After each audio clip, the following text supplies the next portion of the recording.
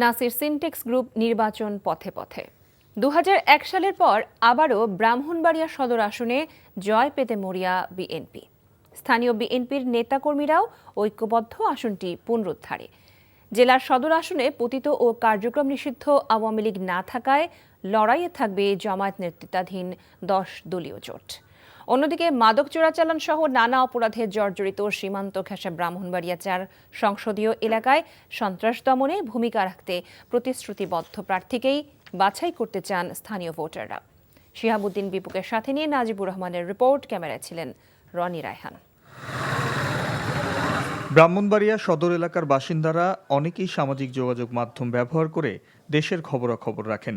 ভোটের মৌসুমে সে নির্ভরতা আরও বাড়ছে, আর এতে অপতথ্য আর গুজব ছড়ানোর নতুন সংকট উকি দিচ্ছে। এই নেতা ওই নেতারা মারছে, ওই নেতা ওই নেতারা মারামারি করছে, তার আমরা ফেসবুকে ছাড়ছে, আমরা তো দেখেও বলতেছি কারণ মারামারি হয়েছে, ওই জায়গায় মারামারি হয়েছে, দেশের অবস্থা খারাপ।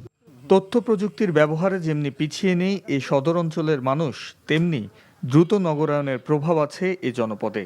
নগর পরিকল্পনায় পিছিয়ে আছে সদর উপজেলার এই আসনটি। শহরের বেশিরভাগ এলাকার রাস্তা এতটাই সরু যে পায়ে হেঁটে গন্তব্যে পৌঁছানো কঠিন। এছাড়াও আছে ফুটপাত দখলসহ নানা নাগরিক বিড়ম্বনা। বরাবরই এ আসনে জয় ছিল আওয়ামী লীগ ও জাতীয় পার্টির। টানা ৩ বার জয় পেয়েছে বিএনপি। নাগরিক সমস্যায় জেরবার এ নগরীর উন্নয়নে প্রতিশ্রুতিবদ্ধ প্রার্থীরা। ভারপ্রাপ্ত চেয়ারম্যান জনাব তারেক রহমান এসে জাতির কাছে একটা বার্তা দিয়েছেন। আমরা মনে করি যে এই বার্তা যদি আমাদের জনগণ বুঝতে পারে এবং আমাদের দলীয় নেতা কর্মীদের একটা বোধগম্য হবে যে আমরা কোন দিকে এই বাংলাদেশকে নিয়ে যাব। জোটের কলেবর অনেক বৃদ্ধি পেয়েছে। দেশের অধিকাংশ মানুষের মতামত এই জোটের পক্ষে থাকবে। জোট যেহেতু বর্ধিত হচ্ছে, কাজে জনসমর্থনও বাড়বে, এটা আমরা আশাবাদী। সীমান্তে ঘেরা ২ উপজেলা কসবা ও আখাউড়ার যোগাযোগ ব্যবস্থাও নাজুক। পণ্য আমদানি রপ্তানির জন্য প্রতিদিন ভারী যানবাহন যাতায়াত করে এসব সড়কে। আবার ইউনিয়ন পর্যায়ে রাস্তাঘাটের বেহাল দশা বঞ্চিত করছে কয়েক লাখ মানুষকে। মাদক আর চোরাচালানের স্বর্গরাজ্য হিসেবেও বিবেচিত ব্রাহ্মণবাড়িয়া ৪ আসনটি, যেখানে বরাবরই যুক্ত থেকেছেন অতীতের জনপ্রতিনিধিরা, এমন অভিযোগ স্থানীয়দের। এটা তো বর্ডার এলাকায়, এখানে মাদকের সাম্রাজ্য চলতেছে। এটার জন্য অন্য কোনো দলের লোক এসে এরকম না করে, এটা আমরা চাই যে ভালো করে তাকে ভোট দেব। যুগের পর যুগ ধরে প্রতিশ্রুতি বাস্তবায়ন না হওয়া এই অঞ্চলে এবার নতুন আশার আলো জাগাতে চান প্রার্থীরা।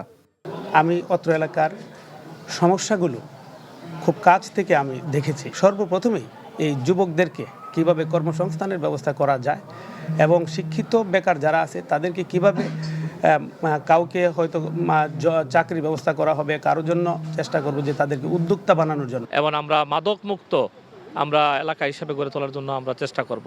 এবং আমাদের তরুণ সমাজের হাতে কাজ থাকা, আবার সকল মানুষের মুখে ভাত থাকা, আমাদের স্লোগান এটাই হবে। জেলার সবচেয়ে ঘনবসতিপূর্ণ সদর আসনে ভোটার ৬ লাখের বেশি, আর ব্রাহ্মণবাড়িয়া ৪ আসনে এই সংখ্যা প্রায় ৪.৫ লাখ।